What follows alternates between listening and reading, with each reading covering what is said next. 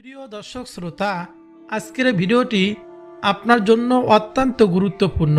যদি আপনি সত্যিকার অর্থেই আপনার জীবনকে বরকতময় করতে চান এবং প্রতিদিন হাজার হাজার নেকি অর্জন করতে চান, তাহলে আজকের ভিডিওটি সম্পূর্ণ দেখুন। আমরা প্রত্যেকেই চাই আমাদের গুনাহগুলো মাফ হয়ে যাক, আমাদের রিজিকে বরকত আসুক এবং আমাদের মৃত্যুর পর আল্লাহ তাআলা যেন আমাদেরকে জান্নাত দান করেন। প্রিয় দর্শক, কিন্তু অনেক সময় আমরা জানি না যে কিছু সহজ আমল রয়েছে যা অল্প সময়ে আমাদের জন্য ওয়াসিব সওয়াবের দরজা খুলে দেয়। আজ আমরা সেই তাসবিহ সম্পর্কে জানব, যা আপনি প্রতিদিন নিয়মিত যদি পাঠ করেন, ইনশাআল্লাহ আপনার জীবন পরিবর্তন হয়ে যাবে, এমনকি কবরও এই আমল আপনার জন্য সহায়ক হবে। হ্যাঁ প্রিয় দর্শক, এটি কোনো গল্প কাহিনী আপনাদেরকে বলতেছি না, বরং কোরআন ও সহিহ হাদিস দ্বারা প্রমাণিত একটি মহামূল্যবান আমল আপনাদেরকে বলে দেব। এটি আমাদের জন্য সুবর্ণ সুযোগ, আমাদের প্রতিদিনের জীবনযাত্রার অংশ হওয়া উচিত এই আমলটি। আমরা হয়তো অনেকে তাসবিহ পড়ি, কিন্তু জানি না কোন তাসবিহটি আল্লাহ তাআলার কাছে এত বেশি প্রিয় যে সেটি নিয়মিত পড়লে তিনি আমাদের জন্য জান্নাতের দরজাগুলো খুলে দিবেন। আর তাই আজকের এই ভিডিওতে আমরা কোরআন ও হাদিসের আলোকে বিস্তারিত জানব সে তাসবিহর ফজিলত এবং আমাদের জীবনে কিভাবে সেগুলো আমরা আমল করতে পারি, ধারণ করতে পারি ইনশাআল্লাহ। প্রিয় ভাই ও বোনেরা, ভিডিওটি সম্পূর্ণ না দেখে কোথাও যাবেন না, কারণ শেষ অংশ রয়েছে আরও গুরুত্বপূর্ণ তথ্য যা আপনার ঈমানকে আরও মজবুত করবে। আর যদি ভিডিওটি ভালো লাগে, অবশ্যই এই ভিডিওতে একটি লাইক দিবেন, আপনার বন্ধু বান্ধব পরিবারের সাথে শেয়ার করে তাদেরকেও জান্নাতের এই পথে অংশীদার করবেন। পাশাপাশি কমেন্ট বক্সের মধ্যে আলহামদুলিল্লাহ লেখার মাধ্যমে আপনার সম্মতি ও কৃতজ্ঞতা প্রকাশ করবেন এবং নিয়মিত ইসলামিক ভিডিও পেতে শিকুর নূর চ্যানেলটি সাবস্ক্রাইব করে পাশে থাকা বেল বাটনটি অন করে দিবেন। প্রিয় ভাই বোনেরা, নবীজি সাল্লাল্লাহু আলাইহি সাল্লাম হাদিসের কিতাবে বলেন, কবর হলো প্রতিটি মানুষের জন্য প্রথম ঘাঁটি। মৃত্যুর পরেই প্রথম ঘাঁটি হলো অন্ধকার কবর। ওই কবরে যাইয়া যদি কেউ নাজাত পেয়ে যায়, পরবর্তী ঘাঁটিগুলো তার জন্য অনেক অনেক সহজ হয়ে যায়। আর যদি কেউ ধরা পড়ে যায়, পরবর্তী ঘাঁটিগুলো তার জন্য অনেক কঠিন কঠিন হয়ে যায়। প্রিয় ভাই ও বোনেরা, নবীজি সাল্লাল্লাহু আলাইহি সাল্লাম বলেন, যখন কোনো বদকার বান্দা বান্দি ওই গহীন কবরে প্রবেশ করে, তার জন্য রয়েছে কঠিন আযাব। নাউজুবিল্লাহ। প্রথমত তাকে যখন দাফন করা হয় বদকারকে, তার আত্মীয় স্বজনরা যখন কবরের কাছ থেকে 40 কদম দূরে চলে যায়, তখন আল্লাহ তাআলা ওই কবরে দুজন ফেরেশতা পাঠান। তাদের নাম মুনকার ও নাকির। তারা এসে তাকে বসানোর পরে তাকে 3টি প্রশ্ন করে, তোমার রব কে, তোমার ধর্ম কি, তোমার নবী কে? তখন সেই বান্দা একটির উত্তর দিতে পারে না। ওই বান্দা বলে, লা আদরি লা আদরি লা আদরি, আমি কিছুই জানি না, আমি কিছুই জানি না। সে জানবেই বা কিভাবে? সে তো আর দুনিয়াতে থাকতে আল্লাহ তাআলার হুকুম মতো চলে নাই, নবীজির পথকে অনুকরণ করে নাই। আল্লাহ তাআলা ফেরেশতাদেরকে ডাক দিয়ে বলবেন, ও আমার ফেরেশতারা, তোমরা এই নাফরমান বান্দাকে আজকে ধরো, তাকে ধরে কবরে আযাব দিতে থাকো। কেননা এই নাফরমান দীর্ঘ হায়াত পরও আমি আল্লাহকে সঠিকভাবে মানে নাই, আমার নবীজির পথকে অনুকরণ করে চলে নাই। এই বান্দা দুনিয়াতে জুলুম করেছে, নিজের প্রতি জুলুম করেছে এবং মানুষের সাথে অন্যায় অত্যাচার কাজ করেছে, আমার হুকুম অমান্য করেছে। কাজেই তোমরা এই বান্দা কাজকে ধরো, এই পাপী বান্দাকে শাস্তি দিতে থাকো। তখন আল্লাহ তাআলার হুকুমে ফেরেশতারা তাকে শাস্তি দিতে থাকবে। প্রিয় ভাই বোনেরা, যদি গুনাহ লইয়া কবরে যায় তাহলে কি হবে? একটু চিন্তা করুন, একটু ভাবুন, বালিশের সঙ্গে মাথা লাগিয়ে দিয়ে ভাবুন, যদি একবার ভুলবশত গুনাহ নিয়ে কবরে যাই, আর কোনো সুযোগ থাকবে না। আমাদের জাহান্নামে এই কঠিন শাস্তি আমি কি ভোগ করতে পারবো? জাহান্নামের 1 সেকেন্ডের আযাব কেউ সহ্য করতে পারবে না। আল্লাহ তাআলা পবিত্র কুরআনুল কারীমের মধ্যে বলেন, ইউসাব্বিতুল্লাহুল্লাযীনা আমানু বিল কওলিস সাবিতি ফিল হায়াতিদ দুনিয়া ওয়া ফিল আখিরাহ। আল্লাহ মুমিনদেরকে দুনিয়ার জীবনে এবং আখিরাতের দীর্ঘ বাণীর মাধ্যমে স্থির রাখেন। এই আয়াতের ব্যাখ্যায় রাসূলুল্লাহ সাল্লাল্লাহু আলাইহি ওয়াসাল্লাম নিজেই বলেছেন যে এই আয়াত নাজিল হয়েছে কবরের সওয়াব এবং জবাবের ব্যাপারে। এই যে কবরে প্রশ্ন করবে, সওয়াল করবে, জবাবের ব্যাপারে আল্লাহ তাআলা এই আয়াতকে নাজিল করেছেন। যেই বান্দা দুনিয়াতে ঈমান ও জিকিরের মাধ্যমে দীর্ঘ বাণীকে ধরে রাখে, আল্লাহ তাআলা তাকে কবরও দীর্ঘ রাখেন। তার জিহ্বা আটখায় না, তার জবাব সঠিক আসে। বলুন না সুবহানাল্লাহ। প্রতিদিন সকাল সন্ধ্যা নিয়মিত কিছু তাসবিহ ও জিকির যদি আমরা করি, আল্লাহ তাআলা আমাদের কবরের সওয়াব জব সহজ করে দিবেন ইনশাআল্লাহ। এই জন্য অবশ্যই আমরা আল্লাহ তাআলার হুকুম মানার পাশাপাশি এই আমলগুলো করব। প্রথম তাসবিহটি হলো সাইয়্যিদুল ইস্তিগফার। যে সাইয়্যিদুল ইস্তিগফার সম্পর্কে রাসূলুল্লাহ সাল্লাল্লাহু আলাইহি ওয়াসাল্লাম বলেছেন, যে ব্যক্তি দিনের বেলা দীর্ঘ বিশ্বাসের সাথে এই সাইয়্যিদুল ইস্তিগফার একবার পাঠ করবে, সে যদি সন্ধ্যা হওয়ার আগেই মারা যায় তাহলে সে জান্নাতি হবে। সুবহানাল্লাহ। এবং কেউ যদি রাতের বেলা সাইয়্যিদুল ইস্তিগফার একবার পাঠ করে, তাহলে সকাল হওয়ার আগেই যদি মৃত্যুবরণ করে তাহলে সেও জান্নাতি হবে। সুবহানাল্লাহি ওয়া বিহামদিহি। মানুষ মৃত্যুবরণ করে দুইটি সময়ে, হয় রাতে না হয় দিনে। আমরা যদি মৃত্যু পর্যন্ত সকাল সন্ধ্যায় সাইয়্যিদুল ইস্তিগফার পাঠ করতে পারি, নবীজির ওয়াদা অনুযায়ী আমরা মৃত্যুবরণ করার সঙ্গে সঙ্গে জান্নাতি হব। বলুন না সুবহানাল্লাহ। সেই সাইয়্যিদুল ইস্তিগফারটি হলো, আল্লাহুম্মা আনতা রাব্বি লা ইলাহা ইল্লা আনতা খালাকতানি ওয়া আনা আবদুকা ওয়া আনা আলা আহদিকা ওয়া ওয়া'দিকা মাস্তাতা'তু আউযু বিকা মিন শাররি মা সানা'তু আবুউ লাকা বিনি'মাতিকা আলাইয়া ওয়া আবুউ লাকা বিযামবি ফাগফিরলি ফাইন্নাহু লা ইয়াগফিরুয যুনুবা ইল্লা আনতা। এই দোয়াটি কে বলা হয় সাইয়্যিদুল ইস্তিগফার। সকাল সন্ধ্যা একবার করে পড়া রাসূলুল্লাহ সাল্লাল্লাহু আলাইহি ওয়াসাল্লামের সুন্নত বটে।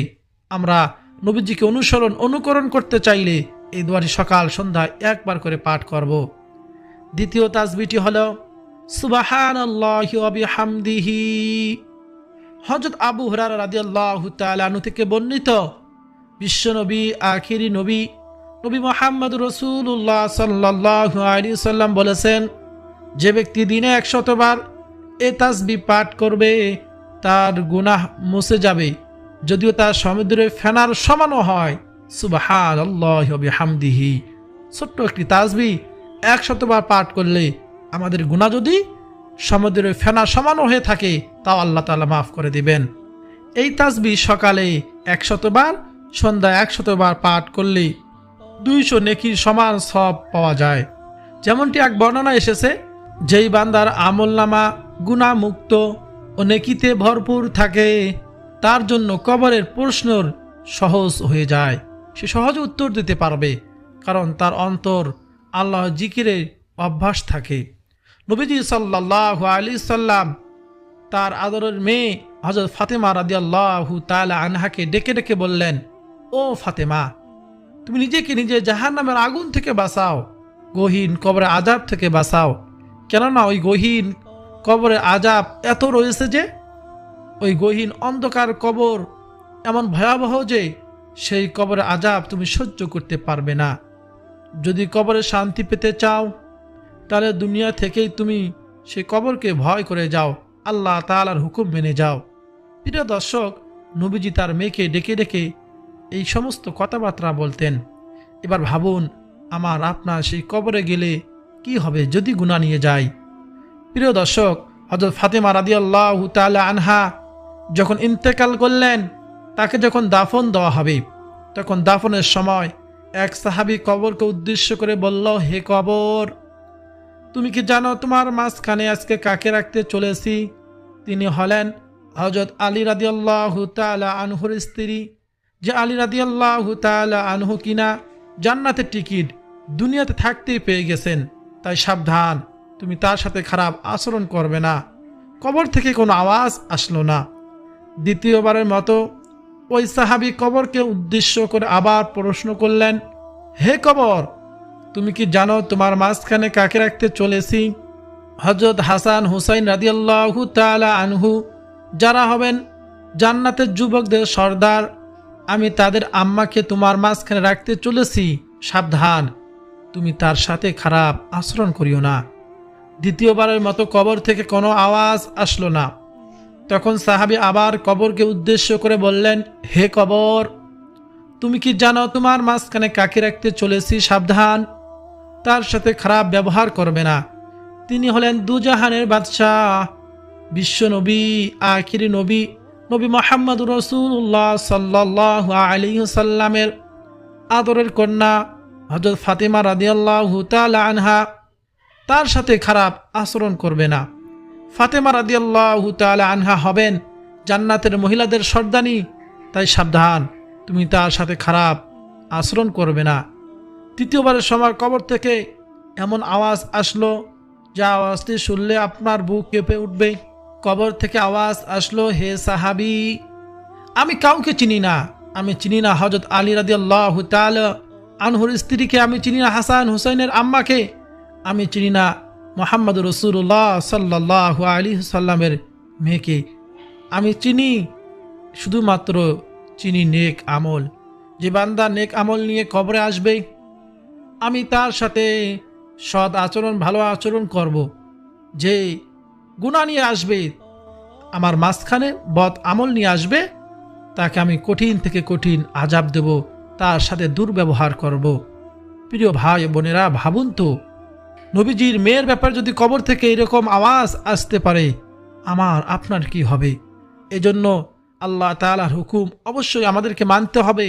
5 ওয়াক্ত নামাজ পড়তে হবে, হালাল হারাম আমাদেরকে যাচাই করে তারপর এরকম খাইতে হবে। নবীজির সুন্নত অনুযায়ী জীবনকে পরিচালনা করতে হবে। দুনিয়ায় আখিরাতে উভয় জীবনে আল্লাহ তাআলা সুখময় শান্তিময় জীবন আমাদেরকে দান করবেন ইনশাআল্লাহ। প্রিয় দর্শক, গুনার মধ্যেই আমরা ডুবে থাকি সব সময়। তাই একটু ভয় করুন, আমার আপনার কি হবে? একবার ভাবুন, কবরে ওই গহীন আযাব থেকে আমি আপনি কি মুক্তি পেতে পারবো যদি গুনাহ নিয়ে যাই?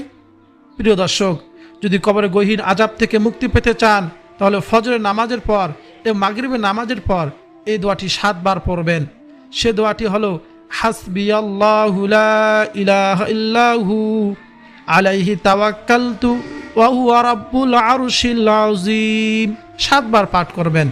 হাসবিয়াল্লাহু লা ইলাহা ইল্লাহু আলাইহি তাওয়াক্কালতু ওয়া হুয়া রাব্বুল আরশিল আযীম। কয়বার পাঠ করবেন? 7 বার। চতুর্থ তাসবিহ সম্পর্কে হযরত আবু হুরায়রা রাদিয়াল্লাহু তাআলা আনহু থেকে বর্ণিত সহিহ বুখারী শরীফে এসেছে, রাসূলুল্লাহ সাল্লাল্লাহু আলাইহি সাল্লাম বলেছেন, যে ব্যক্তি দিনে 100 বার এই কালিমা পড়বে, তার জন্য 10 জন দাস মুক্ত করার সমান সওয়াব দেওয়া হবে। তার জন্য 100টি নেকি লেখা হবে, 100টি গুনাহ মুছে যাবে এবং সেদিন সন্ধ্যা পর্যন্ত সে শয়তান থেকে সুরক্ষিত থাকবে। সুবহানাল্লাহি ওয়া বিহামদিহি। তাসবিহটি হলো, লা ইলাহা ইল্লাল্লাহু ওয়াহদাহু লা শারীকা লাহু লাহুল মুলকু ওয়া লাহুল হামদু ওয়া হুয়া আলা কুল্লি শাইইন কদির। শয়তান কবরও আমাদেরকে ওয়াসওয়াসা বিভ্রান্ত করার চেষ্টা করে, যাতে সে ভুল জবাব দেয়। কিন্তু সে বান্দা যদি দুনিয়াতে নিয়মিত এই কালিমা দিয়ে শয়তান থেকে সুরক্ষা নিয়ে থাকে, আল্লাহ তাআলা তাকে কবর ও শয়তানের ধোঁকা থেকে হেফাজত করবেন। এজন্য আমরা আমল করব। তারপর আমলটি হলো, সকাল সন্ধ্যায় আয়াতুল কুরসি আপনি পাঠ করবেন। আয়াতুল কুরসি অত্যন্ত দামি একটি আমল। নবীজি সাল্লাল্লাহু আলাইহি সাল্লাম বলেছেন, প্রত্যেক ফরজ নামাজের পর যে ব্যক্তি আয়াতুল কুরসি একবার পড়ে, সে জান্নাত যাওয়ার জন্য মৃত্যু ছাড়া তার জন্য আর কোনো বাধা থাকে না। বলুন সুবহানাল্লাহ।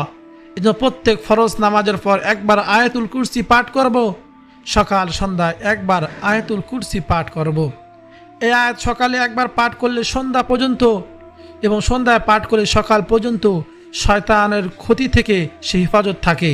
হাদিসে এসেছে কবরে ফেরেশতাদের প্রশ্নের সময় যেহেতু শয়তান বান্দাকে বিভ্রান্ত করার সুযোগ খোঁজে, তাই এই আয়াতের হেফাজত সে মুহূর্ত কার্যকর থাকবে ইনশাআল্লাহ। এবং আয়াতুল কুরসি ঘুমানোর আগে একবার পাঠ করলে আপনার ব্যবসা বাণিজ্যে আপনার সংসারে সকল ধরনের ক্ষতি থেকে আল্লাহ তাআলা হেফাজত করবেন। প্রিয় ভাই বোনেরা, চলুন একবার আয়াতুল কুরসিটি শুনে আসি। পবিত্র কোরআনুল কারীমের একটি আয়াত শুনলে পড়লে কমপক্ষে 10 নেকি আল্লাহ তাআলা দান করেন। চলুন কিছু নেকি অর্জন করে আসি। কাল কিয়ামতের ময়দানে একটি নেকিও আপনাকে কেউ দিবে না, আপনার সন্তান, আপনার পিতামাতা কেউ দিবে না। চলুন কিছু নেকি অর্জন করি। আউযু বিল্লাহি মিনাশ শাইতানির রাজীম। বিসমিল্লাহির রাহমানির রহিম।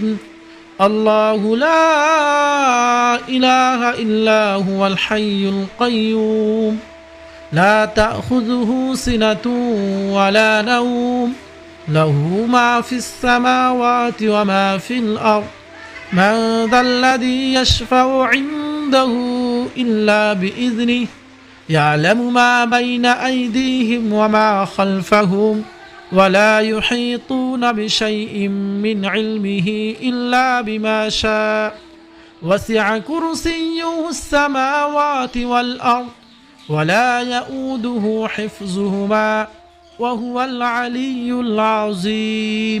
পবিত্র কুরআনুল কারীমের সূরাতুল বাকারার 255 নম্বর আয়াত সব থেকে শ্রেষ্ঠ আয়াত। এই আয়াতুল কুরসি আমরা সকলেই মুখস্থ করব, আমল করব ইনশাআল্লাহ।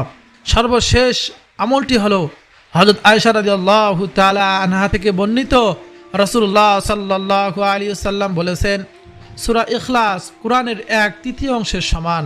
সুবহানাল্লাহ। অর্থাৎ কেউ যদি সূরা ইখলাসের সঙ্গে আল্লাহ তাআলার জন্য শুধুমাত্র একবার পাঠ করে তাহলে পবিত্র কোরআনুল কারীম 10 পারার সম পরিমাণ সওয়াব আল্লাহ তাআলা দান করবেন। 2 বার পাঠ করলে 20 পারার সওয়াব দান করবেন।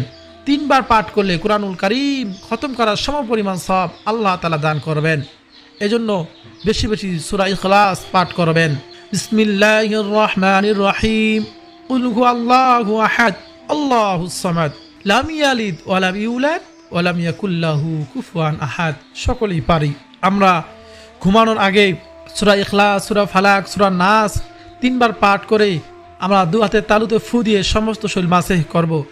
নবীজি এভাবে করতেন। এ আমল করলে সকল ধরনের ক্ষতি থেকে, জাদুটুনা থেকে আল্লাহ তাআলা আপনাকে হেফাজত করবেন। প্রিয় ভাই বোনেরা, আমরা আমাদের সন্তানদেরকেও এই আমলগুলো শেখাতে পারি। তাদের ছোটবেলা থেকেই আমলের প্রতি উৎসাহ পাবে, আমলগুলো শিখবে, কারণ এটি তাদের জন্য দুনিয়া আখেরাত উভয় জীবনে কল্যাণ বয়ে নিয়ে আসবে ইনশাআল্লাহ। প্রিয় ভাই বোনেরা, মৃত্যু যে কোনো সময় আসতে পারে। আমরা কিছু সময়ের জন্য দিয়ে যদি আমরা এই আমলগুলো করতে পারি, তার বিনিময়ে আমরা চিরস্থায়ী শান্তির ঠিকানা জান্নাত পেতে পারি ইনশাআল্লাহ। আল্লাহ তাআলা আমাদের সবাইকে এই আমলগুলো নিয়মিত করার তৌফিক দান করুন এবং আমাদের মুখে মৃত্যুর সময় লা ইলাহা ইল্লাল্লাহ মুহাম্মাদুর রাসূলুল্লাহ রাখার সৌভাগ্য দান করুন। হে আল্লাহ, আমাদের শেষ নিঃশ্বাস যেন হয় ঈমানের উপর, আমাদের মৃত্যু যেন হয় জান্নাতের পথে। প্রিয় ভাই বোনেরা, ভিডিও যদি আপনার কাছে ভালো লেগে থাকে এবং আপনার উপকারে এসে থাকে, অবশ্যই এই ভিডিওটাকে লাইক দিন। আপনার বন্ধু বান্ধব পরিবারের সকলের সাথে শেয়ার করুন, যাতে তারাও এই মহান সুযোগ থেকে বঞ্চিত না হয়।